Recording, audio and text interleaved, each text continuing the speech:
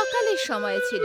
গ্রামের ঠিক মাঝখানে একটা বড় তামার বাসন রাখা ছিল, যার ভেতর থেকে খুবই সুন্দর গন্ধ বেরোচ্ছিল। প্রিয়া সকাল সকাল একটা খালি বাটি নিয়ে গ্রামের মাঝামাঝি দাঁড়িয়েছিল। মনে হচ্ছে আজকে পায়েস খুব সুস্বাদু হবে। পায়েসের গন্ধ পুরো গ্রামে পাওয়া যাচ্ছে। আজ তো জলখাবারে মজা হয়ে যাবে। মীরা সেই বড় বাটি থেকে একটু পায়েস বাড়ি করেছিল। তখনই সেখানে একটি লোক এসে দাঁড়ালো। মনে হচ্ছে কোনো যাত্রী, খিদে পেয়েছে। রিয়া সেই ব্যক্তির দিকে তাকিয়ে বলল, এই বড় বাসনের ভেতর থেকে যত চাও ততটা ক্ষীর বের করে নাও আর নিজের পেটের আগুন শান্ত করো। এখানে পায়েসের জন্য কোনো টাকা লাগে না। সে ব্যক্তির চোখ চমকে উঠল, যেন মনে হচ্ছে ওর মনের ইচ্ছে পূরণ হলো। মীরা পায়েস নিয়ে নিজের বাড়ির দিকে চলে গেল। ক্ষীরপুর পাহাড় আর ক্ষেতের মাঝখানে অবস্থিত একটা সাধারণ গ্রাম ছিল। সেখানের কাঁচা গলি, মাটির বাড়ি, তুলসীর গাছ আর সকাল সন্ধ্যে ধোঁয়ায় ভরা চুলা, সেসবই ছিল ক্ষীরপুরের বিশেষত্ব। ক্ষীরপুর শুধু একটা কথার জন্য দূর দূর অবধি বিখ্যাত ছিল, সেখানে কেউই ক্ষুধার্ত শুতো না। গ্রামের ঠিক মাঝামাঝি একটা বড় তামার বাসন রাখা হতো। সেই বাসন খুবই পুরনো ছিল। প্রত্যেক সকাল সূর্য বেরোনোর আগে সেখানে নিচে থেকে গরমা গরম পায়েস হতো। সেটা কেউ বানাতে দেখেনি, না আগুন জ্বলতো না দুধ ফুটতো, শুধু পায়েস চলে আসতো। রিয়া পায়েসের জলখাবার করে কিছুক্ষণের জন্য নিজের বাড়ির বাইরে এসেছিল। তখনই এক যুবক হাসতে হাসতে সেখানে পৌঁছালো। আরে চন্দন, তুমি শহর থেকে কবে ফিরলে? ব্যাস একটু আগেই ফিরেছি। আমার মনে আছে তুমি অনেক ছোট ছিলে যখন গ্রাম ছেড়ে মামার কাছে শহরে চলে গেছিলে। দেখো, আমি তোমায় চিনে ফেলেছি। চন্দন মীরার কাছে এসে পৌঁছালো আর গম্ভীর স্বরে বলল, মীরা, তোমার সাথে একটা দরকারি কথা রয়েছে, জানো তো? বলো, কি কথা?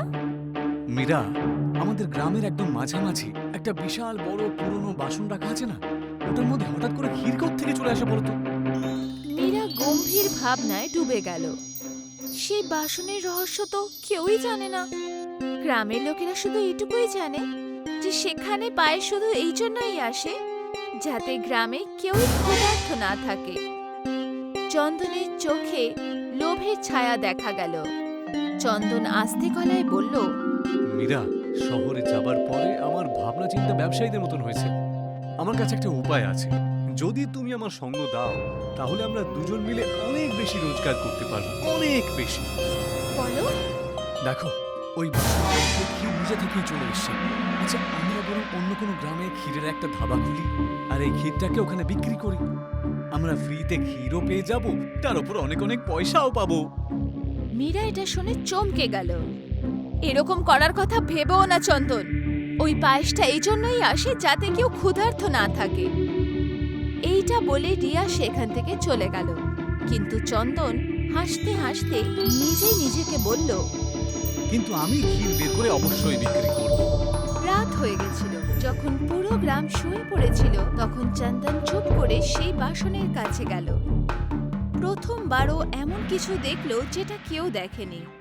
তামার বাসন রং বেরঙের আলোয় চমকাচ্ছিল। ওর ভেতর থেকে হালকা ভাব উঠছিল আর তাজা তাজা পায়েস আস্তে আস্তে পড়ছিল। চন্দনের চোখ চমকে উঠল। এবার থেকে এই ক্ষীর এই গ্রামের লোক বা কোনো যাত্রী খাবে না। ব্যাস, এখন এটা গ্রাহকেরাই খাবে আর এই ক্ষীর খাওয়ার পরিবর্তে ওরা আমাকে পয়সা দেবে। আহা, কি দারুণ গন্ধ বেরোচ্ছে। সত্যি, প্রথমে 1-2 দিন পর্যন্ত এই ক্ষীরটা আমিই খাবো, তারপর এটাকে আমি চুরি করে বাজারে বিক্রি করব। চন্দন চুরি চুরি অনেক ঘড়া ভরে পায়েস বার করে নিল। পরের দিন সকাল বাসন খালি ছিল। একদিন কেটে গেল, কিন্তু পায়েস এলো না। গ্রামে সবাই উদাস হয়ে গেল। চুলায় সাদা ভোজন হতে লাগলো। যাত্রীরা ক্ষুধার্তই চলে গেল। এদিকে চন্দন নিজের ঘড়ার মধ্যে রাখা পায়েস দেখছিল। হে ঈশ্বর, এটা কি হয়ে গেল? এত তাড়াতাড়ি ক্ষীর নষ্ট হয়ে গেল কি করে?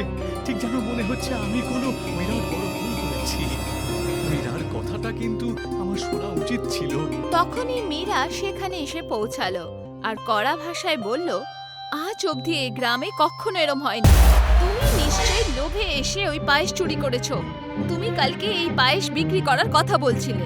চন্দন যে নিজের ভুলের কথা বুঝতে পেরেছিল, মীরার সামনে হাত জোড় করে বলল, আমাকে ক্ষমা করে দাও মীরা, আমি অনেক বড় অন্যায় করে ফেলেছি।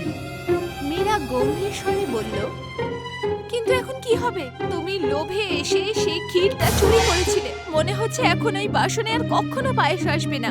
আমাদের গ্রাম, যেখান থেকে কেউ ক্ষুধার্ত ফেরত যেত না, সেই পরম্পরা এখন বদলে যাবে। চন্দনের চোখ দিয়ে জল পড়ছিল। চন্দন ভরা স্বরে বলল, আমি এটাকে শুধরাবো, বুঝেছো? কিন্তু সেটা তুমি কি করে শুধরাবে? রাত্রে আমি দেখেছিলাম যে ওই বাসনের ভেতর থেকে রঙিন রঙিন সব আলোর ছটা বেরিয়ে আসছিল। আজকে রাত্রে ওই বাসনের উপর লক্ষ্য রাখবো আমরা। নিশ্চয়ই এমন কোনো রহস্য আছে যেটা আমরা এখনো জানি না, কিন্তু সেটা আমাদের সামনে অবশ্যই প্রকাশ হবে। সেই রাত মীরা আর চন্দন খালি বাসনের সামনে বসেছিল। হঠাৎ বাসনের ভেতর থেকে তীব্র রং বেরঙের আলো বেরোলো। যখনই দুজনে ভেতরে দেখলো, ওরা সোজা ভেতরে চলে গেল। যখন ওদের চোখ খুললো, ওরা তখন অন্য কোনো দুনিয়াতেই ছিল। চারপাশে পায়েসে তৈরি রাস্তা ছিল, কাজুর বাড়ি, পিস্তা বাদামের বাসন। ওখানকার লোকেরা মানুষের আকারের ছিল, কিন্তু ওদের চেহারা পায়েসের মতন, দুধের মতন সাদা, শান্ত আর উজ্জ্বল। এটা আসল পায়েসের গ্রাম ছিল। ওরা চমকে গেল আর আশ্চর্য হয়ে বলল, এ কি? আমরা তো এই বাসনটার দিকে উঁকি মারছিলাম, আর হঠাৎ করে এখানে চলে এলো। এটা তো একদম অন্য পৃথিবী মনে হচ্ছে। একবার দেখো মীরা, চারিদিকে কাজু, বাদাম আর পেস্তার বাড়ি বানানো রয়েছে।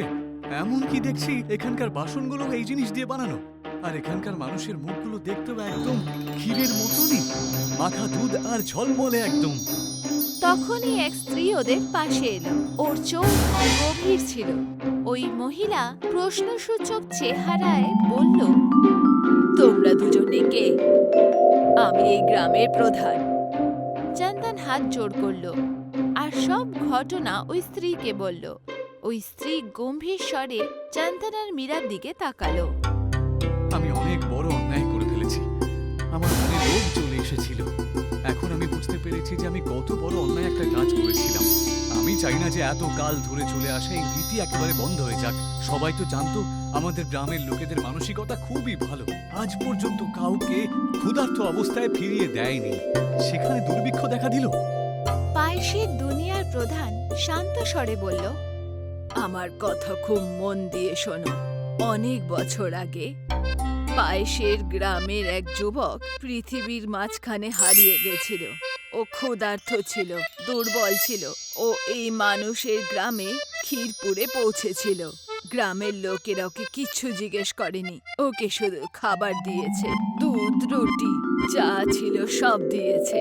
যুবকের চোখ ভরে এসেছিল। যাওয়ার সময় ও গ্রামের মাঝখানে একটা বড় তামার বাসন রেখেছিল আর বলেছিল, আজকে তোমরা আমার ক্ষুধা মিটিয়েছো, আর বদলে আমার পৃথিবী থেকে এই বাসনে রোজ ক্ষীর আসবে। শুধু একটা শর্ত, লোভ করবে না। এইটুকু বলেই সেই স্ত্রী চুপ হয়ে গেল আর ও চন্দনের দিকে দেখল। চন্দন, তুমি সেই প্রতিজ্ঞা ভেঙেছো, কিন্তু তুমি তোমার ভুলও বুঝেছো। মীরা আর চন্দন হাত জোড় করল। ঠিক আছে, এইবার ক্ষমা করে দিলাম, কিন্তু মনে রেখো, পায়েস উপহার, ব্যবসা নয়। পর মুহূর্তে ওরা দুজনেই সেই তামার বাসনের বাইরে ছিল। সকাল হলো, বাসনে আবার পায়েস চলে এলো। গ্রামে আবার উজ্জ্বল ফিরে এলো। চন্দন কোনো কিছু না নিয়ে গ্রাম ছেড়ে চলে গেল, একটা অভিজ্ঞতা নিয়ে। আর ক্ষীরপুর আবার ক্ষীরে গ্রাম হয়ে গেল।